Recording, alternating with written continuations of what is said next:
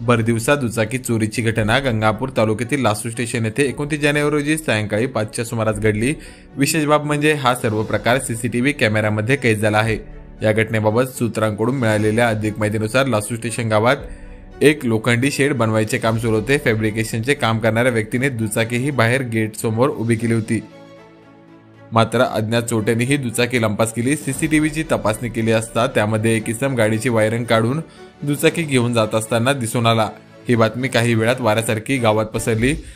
अशातच चोरी केलेली दुचाकी एका मुलीला दिसली व तिने ही बाब तिच्या वडिलांना सांगितली। गावकऱ्यांनी चोरट्याचा पाठलाग केला तेव्हा गाडी ही पेट्रोल संपल्याने हाडके वस्तीजवळ लावून चोरटा तिथून पसार झाल्याचे नागरिकांच्या लक्षात आले। मात्र या प्रकरणात शिल्लेगाव पोलीस ठाण्यात गुन्हा दाखल करण्यात आला नाहीये।